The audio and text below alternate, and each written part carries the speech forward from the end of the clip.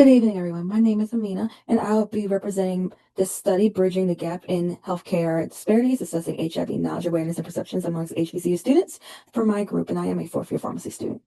So just to lay the groundwork, HIV/AIDS stigma can significantly hinder prevention efforts and effective disease management in our patients. From experiencing discrimination from peers and healthcare providers, we understand that individuals will delay seeking HIV treatment, testing, and supportive services. And all that to say, we have some amazing pharmacotherapies that are available in the market and very robust public health initiatives that can be of aid to our country and to individuals with HIV. Despite that, we have still seen a disproportionate burden of the HIV epidemic, especially in our minority communities. Therefore, in this study, the goal was to assess critically what it is that needs to be done at the collegiate level and if there's need for education to change the perception. So our approach for hypothesis and objectives, our hypothesis states that students pursuing higher education at historically Black colleges and universities, HBCUs, in the southern United States will demonstrate increased awareness, knowledge, and informed perceptions regarding HIV/AIDS compared to the general population. Objectives, we have our primary is to look at HBCU students' understanding in their perception and attitudes towards HIV/AIDS. And then secondarily, we want to look at some group characteristic demographics to see how that impacted the thought process of these students as well. For study design, we got IRB approval prior to starting. Data collection was from February to November 2025. We utilized convenience sampling to analyze, to select, and then analyze our patients.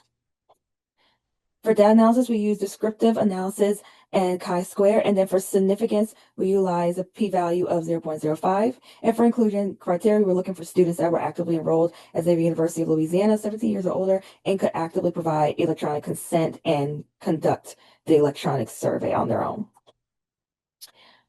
What we got for our primary result were a few of these points here. Stigma is widespread. The perception of HIV-related stigma is prevalent across all academic groups and is not isolated to one group. So it doesn't matter the age of the student. There's an understanding that there is community level stigma and is an issue. There is no significance in academic divide. Like I mentioned before, our p-value was 0.896. So this was not significant, but what it tells us that across the board, again, there is stigma and we can all agree to that.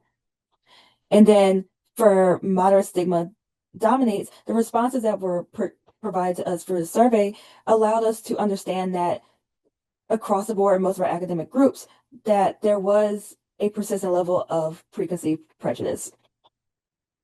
And so to dig a little bit deeper into our secondary outcomes, looking a little further into it, HIV transmission familiarity, our students were very familiar with a p-value that was significant. They were familiar with HIV transmission modes and noted the various different ways that it could happen and stated that they wanted additional education on campus and that their campus required it and needed it.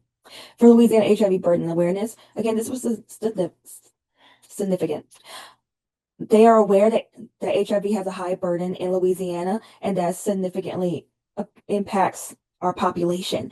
And that was unanimous across the board for our academic groups. Now, this could have a lot to do with the public health programming that is on campus towards HIV, but in general, our students are well versed. And then lastly, stigma as a barrier to care. Our campus students also significantly notice that HIV stigma is real and the stigma absolutely creates a barrier to care. And so our big takeaways for this is that HIV stigma is widely perceived among students, and this again suggests that there's persistent community level social barriers. That there is an education gap, even though our students were aware of HIV transmission and how it differs, there's additional places where we can target educational strategies for our students, such as knowing where they can access different resources. For local awareness, they are aware that Louisiana generally is high amongst HIV burden across different states in our country. However, they're not necessarily as aware of local risk and local campaigns to decrease these risks. And then lastly, they do recognize that stigma is real and that in order to prevent decreased access to care, that stigma has to be dealt with. And then that is our presentation. Funding for this study was through Gilead Sciences and also the Health Resource Services Administration grant through Center of Excellence. These are our resources and our unique game code is listed below. Let us know if you have any questions. I can't wait to meet you at the presentation.